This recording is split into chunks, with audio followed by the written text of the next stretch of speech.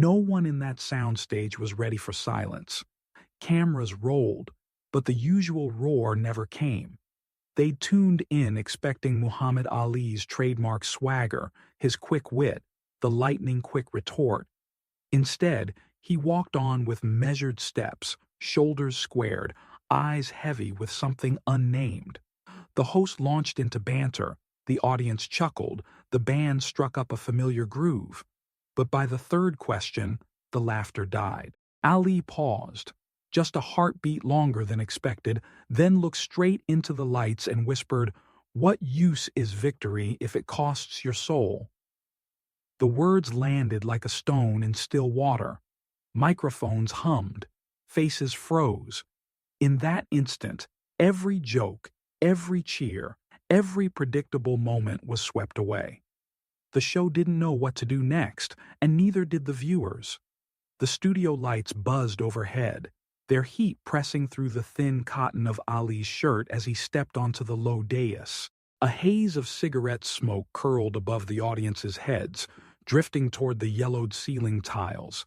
Polished wood paneling lined the walls, etched with decades of broadcast grime and the occasional autograph from a long-forgotten guest. The carpet, once deep burgundy, had faded to a muted rust, flattened by thousands of feet. Reporters leaned forward in their seats, pens poised over notebooks, eyes bright with anticipation. Cameras perched on tripods like silent sentinels, lenses pointed at their prey. The host, in a slim dark suit that swallowed the scarlet glow of the stage lights, raised a microphone. His tie hung straight, no hint of sweat at the collar. He had confronted dozens of big names before, and this was just another taping. He cracked a practice grin, winked at the side cameras, and began with the usual flourish. "Ladies and gentlemen, tonight, the one and only Muhammad Ali." Applause reverberated, a rising tide of approval that threatened to swallow the host when Ali brushed past him, ascending the few steps with calm assurance. Ali paused at center stage, spine straight, arms at ease by his sides. The echo from the applause still clung to the rafters, but his gaze was fixed not on the crowd, nor on its fevered clapping, but on the host's face, expectant, eager for the fireworks that never came at this point. He cleared his throat, though no microphone crackled in response. When he spoke, his voice cut through the hum of the lights, measured, low, laden with a weight the audience did not yet understand. "So," the host prompted, fumbling a notebook toward Ali, "your recent victory." But Ali held up a hand and the host fell silent. Ali's fingers trembled only slightly, but enough that the audience shifted in its seats, as if sensing a tremor beneath the surface of this familiar show. Ali's eyes traced the rim of his own stool, then lifted to meet the host's. No anger, no bravado, just a quiet intensity, as if a storm were hammering at his ribs. "You know what they brought me here for," Ali said. The host blinked. Cameras paused in their slow sweeps. The audience exhaled collectively, leaning into the hush. "They want my jokes. They want the show." But sometimes, Ali paused, his breath visible in the sudden chill of that moment. "God doesn't call you to entertain. He calls you to answer." A single bulb overhead flickered, then steadied, spotlighting Ali's face in stark relief. His words hung in the stagnant air, heavier than any trumpet fanfare. Somewhere in the back row, a cigarette dropped from trembling fingers. A typewriter click stuttered to a halt. The host's grin dissolved, replaced by a furrowed brow so deep it seemed carved by doubt. Ali remained still, as though waiting for a reply, but none came. The scene held. 6,000 watts of light, dozens of cameras whirring in silent protest, and the echo of Ali's final phrase looping in every stunned mind. "Sometimes God puts you here not for fame, but for a calling." The lights stayed dim through the commercial break, the stage crew scrambling to reset the set. But when the cameras rolled again, the mood in the studio had palpably shifted. The host offered an uneasy grin, as if clutching at the old routine, but around him the audience sat in tense anticipation. Cigarette smoke lingered in the rafters, and the spotlights took on a colder hue. On-screen monitors showed Ali's face taut with quiet intensity, the corners of his mouth neither upturned nor down, but resting in a line of sober resolve. The host cleared his throat and tried to cue a lighter topic. Muhammad, you've faced every kind of challenge, titles, rivals, even politics. But let's talk about the fans. How does it feel to have millions? He hesitated, glancing at his notes. Believe in you? Somewhere behind the camera, a producer rubbed a hand over his jaw, hoping Ali would oblige with the familiar soundbite. A slow breeze of silence swept through the crowd. An official mic picked up its emptiness. Ali leaned forward, elbows on the wooden podium, fingers entwined. The hum of the cooling vents echoed like distant thunder. Then, with a measured calm that somehow carried the weight of a confession, he spoke. I never prayed for fans. He paused, letting that sink in. I prayed for courage. A ripple of murmurs ran through the audience. A woman in the third row swallowed audibly. The host sputtered, blinking twice. Courage, sir? He managed. Courage, Ali repeated, eyes fixed on the host's face. Not just the courage to stand in that ring, but the courage to be honest when everything around you demands a lie. I learned that long ago.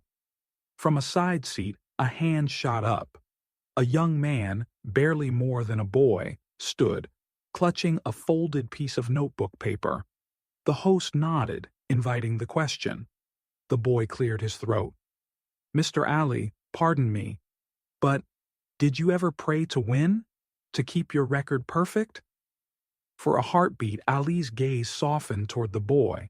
Then he closed his eyes, as though listening to an inner voice. When he opened them again, they glimmered with an unspoken memory. I never prayed for victory, he said, voice steady but hushed, because victory changes nothing if your soul remains the same. I prayed to walk out of that ring without hating the man I faced and without hating myself. A hush deeper than before enveloped the studio. The host's pretense of control evaporated. He swallowed, then laughed nervously. That's profound, he said, clearing his throat again. But, there's also the matter of your title rematch in the Congo. At his words, Ali's posture stiffened. The audience sat up, sensing a shift. Titles are trophies, Ali said, leaning back. I've held a few. But trophies gather dust. They're heavy to carry around in memories you'd rather forget. His lips curved in a ghost of a smile. Awards posters don't comfort a man at midnight when he wonders if he's lost everything that mattered. The young questioner lowered his eyes, absorbing the gravity of what he'd prompted. Cameras lingered on Ali's face, a map of lines and light, a champion's mask stripped bare. The host, looking suddenly childlike, drummed his fingers on the podium. So, what is left then? He asked in a voice suddenly small. Ali leaned forward, and for a moment the studio lights glinted off sweat on his brow. What is left, he said, is the simple truth, the part they don't broadcast. When no one's cheering, when the crowd's gone, that's when you meet yourself. The director cut to a tight close-up. Ali's eyes, steady as flint, framed by the shadow of the brim of his hat. His words rippled through every silent seat, lodged in every stunned mind. The host glanced nervously at the monitors, then back at Ali, as though seeing him for the first time not as an entertainer, but as a man carrying something far heavier than any championship belt. And in that moment, the studio ceased to be a television set. It became a confessional, an arena of the heart. Ali sat there, alone, though surrounded by bodies. The boy who asked the question sat transfixed. notebook clutched so tightly his knuckles shone white. Across the rows, reporters held their breath, pens poised but unready to write. Outside, the hot desert air pressed against the walls, but in here a new temperature took hold. A furnace forged by conscience and courage, searing the old performance traditions to ash. The host leaned forward, clearing his throat once more. "Muhammad," he ventured, "I thank you for sharing that." His face held both relief and bewilderment, as though he too had found himself in unfamiliar territory. Ali inclined his head slightly. A single nod that acknowledged the man behind the desk had earned that moment of candor. Then, as abruptly as it had fallen, the tension lifted. The crew signaled for another break. Lights brightened, microphones were checked, and someone from wardrobe stepped forward to dust off Ali's jacket. But nothing could entirely erase what had transpired in that hush. A revelation that greatness did not lie in perfect records, nor in roaring crowds, but in the capacity to confront one's own soul and still stand unshattered. And when the music resumed, a low, rolling jazz refrain, and the cameras panned away, each viewer carried a silent echo of his words. The next question would come. The show would continue, and ratings would rise and fall. But behind every script and every cue lay the truth Ali had spoken into the empty space. "I never prayed to win. I prayed to be whole." It was a confession that transformed the ordinary broadcast into something neither he nor the audience would ever forget. The studio remained unnervingly still as the cameras pivoted back to the host, who forced a light chuckle and tapped his notes. "Well, Muhammad," he began, voice echoing in the hush. "We've heard your thoughts on courage, but let's shift gears. Tell us, did you ever pray for God to guide your fists?" A flicker passed behind Ali's eyes, as though a distant memory had crested the horizon of his mind. He let his gaze travel slowly over the audience. Faces once eager for spectacle now leached of expectation. A single spotlight traced his profile. In the glow, every line in his face spoke of battles older than any championship bout. When Ali spoke, his words emerged softly, deliberately. "I never woke before a fight and asked God to make my opponent weak." He paused. The faint hum of the air conditioner in the ceiling vents sounded like a distant chorus. "I asked to find him when he was strongest, that I might learn what it means to respect another man's struggle." A murmur rippled through the seats. A woman in the front row pressed her hand to her mouth. The host blinked, caught between his next question and the weight of what Ali had just offered. The control room buzzed with silent panic. Producers gestured urgently, but no one dared break the stillness on air. Then, almost shyly, Ali offered another glimpse into that night-by-night routine of prayer and preparation. "After my first world title loss," he said, "I returned to my room in Kinshasa. I sat on the edge of that narrow cot, heart thunderous, body aching. Fear made my knees tremble."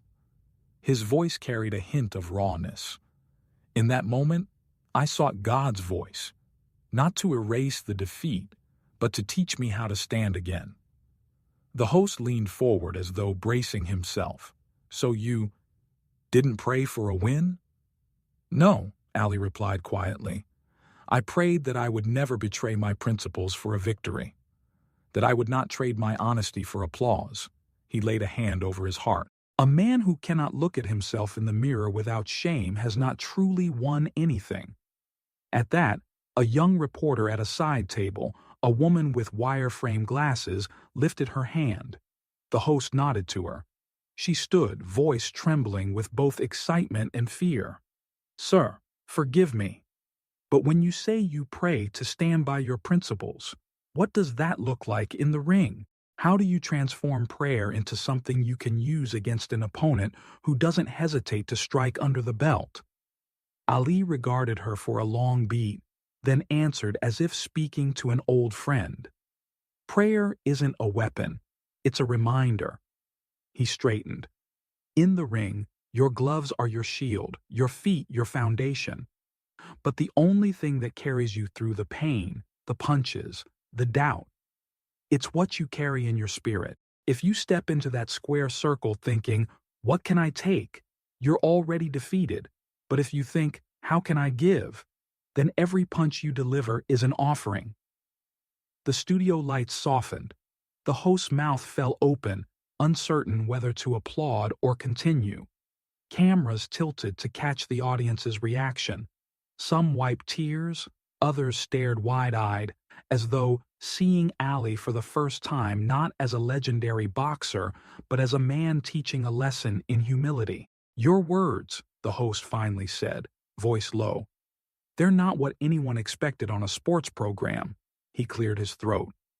This isn't the regular analysis, but it's powerful. Ali inclined his head. Sports teach us about victory, he said, but life demands more. It asks, will you stand when there's nothing to gain? Will you fight for those who cannot fight for themselves? Prayer taught me that my biggest opponent isn't across the rope. It's the part of me that whispers, give up. Silence held fast for a moment more. Then, tentatively, a smattering of applause began, quiet at first, then building as people rose to their feet. The host joined in, eyes glistening. Muhammad Ali, he said, thank you. I think we all needed to hear that. The cameras pulled back, capturing the image of Ali, still seated, admitting no triumph or boast, simply allowing the room's applause to wash over him like a benediction. Behind him, the studio's neon signs flickered, but on that stage, the brightest glow came from a man whose strength lay not in his fists, but in the clarity of his convictions. A ripple ran through the studio the instant she stood. The young woman rose from the second row, slender frame framed by the muted glow of footlights. A hush followed her steps, as if every eye, even the cameras, had paused their rotation for this single moment. She held a folded sheet of paper in her trembling hand, her breath shallow and precise. I'm sorry to interrupt, she began, voice barely above a whisper yet carrying across the auditorium. My brother watched your fight before he died. He told me, please, tell you not to stop. Her words thudded like a measured drumbeat in Ali's chest. He remained seated, shoulders squared, but for an almost imperceptible lean forward, indicating all of his attention. Behind her, a man in the front row gripped the armrest until his knuckles glowed white. To the left, a woman pressed her palm against her mouth, eyes moist with something like reverence and sorrow. The host, caught mid-sip of his water, blinked as though waking from a dream. After an eternity measured in heartbeats, Ali exhaled and raised his gaze. He studied the young woman's face, so brave in its quiet vulnerability, and then looked past her, finding the empty space where her brother's voice once echoed. This is more than glory, Ali said, voice firm but low. It's about whether you have a soul left when everyone's applauding. A shiver went through the audience. One cameraman swallowed visibly as he framed Ali's profile. A producer backstage tapped her script repeatedly, eyes darting to monitors that showed tears glinting on the cheeks of two men in business suits. For a long pause, no one spoke.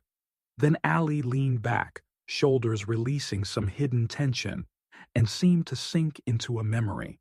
After a bout in '68, he began, gaze fixed on some point beyond the crowd. A boy, no older than 14, approached me by the lockers. He said, I don't know who God is, but when you pray, it looks honest. His lips curved in a wistful half-smile. I never answered him then. I was too proud. But maybe that's why I'm still here, to learn how to be honest with what I can't fully understand. A single breath filled the room, an inhale that stretched across rows of silent faces. You could almost hear the reverberation of Ali's confession against the walls. The host exhaled so hard it rattled his notes. He cleared his throat, eyes glistening. Behind Ali, the studio's neon backlight flickered as an usher gently guided the young woman back to her seat. Every step she took seemed to echo. You could almost count her footfalls. When she sat, she folded her hands against her chest, as though holding her brother's final request close to her heart. In that pregnant pause, each spectator carried a private breath. A middle-aged man tucked a fallen tear behind his ear. A reporter at the edge of the stage closed her notebook, pencil still poised in midair.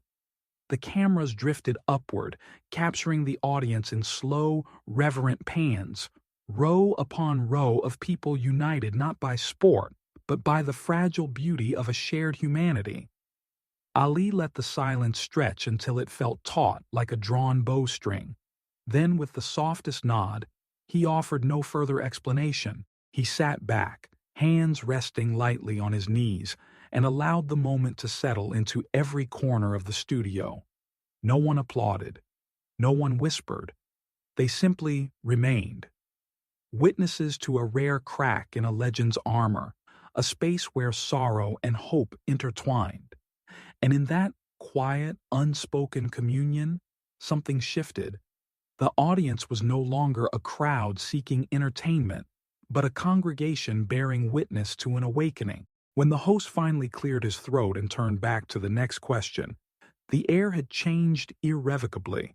What began as a broadcast of legacy and bravado had become a testament to the power of one soul's honesty, offered in deference to another's memory. And still, the silence held firm, deeper and more resonant than any cheer. The corridor lights buzzed overhead in a sluggish stutter as Ali stepped through the narrow exit, flanked by his driver and a lone aide clutching the straps of Ali's overnight bag. The din from the studio lay muffled behind steel doors, faint laughter, the distant click of cameras being stowed, producers' hurried footsteps. Here, in the back halls, nearly all sound vanished, replaced by the hum of fluorescent tubes and the soft scuff of Ali's loafers against linoleum. He paused as the aide reached for the varnished metal door to the parking lot. The aide's hand hovered, uncertain. In that instant, a figure materialized from the shadows, a man leaning against the cool brick wall, hands folded in the pockets of an old tweed overcoat. His hair was silver at the temples, and the lines on his face carried stories that no camera had captured. He did not move, did not speak. He simply waited. Ali's aide looked between the boxer and the stranger, brows furrowed. "Sir, we're—" "Just a moment," Ali said softly. He set his overnight bag on the floor and approached the older man, whose presence suggested neither threat nor familiarity, but something older, a weight of grief. The stranger lifted his chin. "Muhammad Ali," he said evenly. His voice carried the rasp of years spent in corridors not meant for comfort, in offices, courtrooms, hospital wards. "Tonight, you spoke words nobody expected, but I have one question you didn't answer." Ali inclined his head. The aide took a step back, uncertain, as the driver held the car door open, engine idling. The night air drifted in, smelling of gasoline and late summer jasmine from the parking lot trees. "How can you know God?" the stranger asked, "when you're always on a stage?" The question cut through Ali like a knife through silk. He blinked, as if encountering it for the first time. He looked past the man's shoulder, over the idling car, toward the silent studio doors. Then he met the stranger's gaze, honest eyes that sought more than slogans or bravado. Ali's hand pressed against the letter in his breast pocket, the one he had almost tossed away after the show. He clenched it there, feeling the rough edge of paper. Silence stretched between them, long as the space between two heartbeats. "I don't know," Ali admitted, voice low, "but I'm learning to listen when there's no audience." A single nod from the stranger, as though Ali had passed some unspoken test.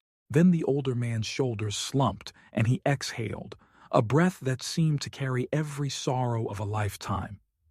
"My son," he said softly, "he died believing God would hear you better than him." The words came with such pain that the night seemed to still its breath. In that moment, the hum of fluorescent lights grew louder, echoing the echo of loss unacknowledged by fame. Ali's jaw tightened. He bent forward slightly, bracing himself against a wave of guilt he had never known he carried. His shoulders rose as though he was bracing for a punch. "I'm sorry," he whispered, though no level of regret could summon the boy back. "I didn't promise to save anyone. I didn't promise to be a prophet." His voice dropped further, the quiet, mightiest sound in the empty corridor. "I promised not to stay silent."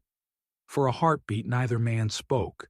The aide drifted nearer again, uncertain whether to intervene or respect the fragile moment. The driver, keys in hand, watched the pair. Then the stranger straightened. He patted Ali's shoulder, not in comfort but in a gesture that bridged two worlds, the world of a champion and the world of a grieving father. He stepped back into shadow and vanished before Ali could call after him. Ali stood alone, the studio's exit behind him now silent, the streetlights beyond the doorway waiting. He retrieved the letter from his pocket and smoothed it in his palm, the stranger's words mingling with the playwright's script in his mind. There would be no cameras to record this, no ticker tape headlines announcing a champion's confession. Only the empty corridor, the scent of jasmine on the night air, and a promise kept in the deep chambers of a man's heart. He crossed the threshold of his New York hotel room in near darkness, the hallway lamp's glow fading behind him. The door clicked shut, and his driver's footsteps receded down the corridor. In the quiet, the air felt thick, humid from the day's heat, heavy with traces of perfume and stale smoke. The only illumination came from the desk lamp, its green shade casting a circle of molten light on the birdcage desk and the rumpled sheets of the bed. Ali let his overnight bag drop with a soft thump onto the carpet. He paused, hand on the lamp's pull chain, and the light flickered before steadying. One eye caught the pale envelope perched on the pillow, its edges crisp against the rumpled linen. He approached slowly, each step measured. The noise of distant traffic floated up through the windows, a murmur of tires and horns, as if the city beyond had paused to listen. He picked up the envelope and turned it over, noting the absence of a return address. His name was written in neat, dark script. No flourish, no title. Ali's breath was even, his posture relaxed, yet every muscle seemed alert. He slit the top with his thumbnail, careful not to tear the contents. Inside was a single sheet of white paper, the ink a fine blue that caught the lamp's glow. He unfolded it and read, "If God gave you strength, it was because he believed you'd say what no one else could." That line lingered in the air, filling the room more completely than any volume of words he'd ever heard.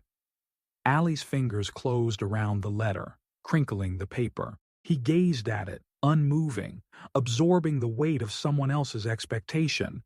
No one had signed it, no signature, no clue.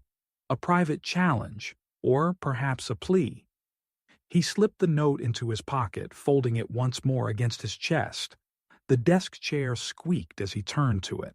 He sat, the leather creaking beneath him, and set the lamp lower so only the paper before him glowed. He reached into the other pocket of his nightcoat and retrieved a fountain pen, its barrel long since dulled, the nib worn.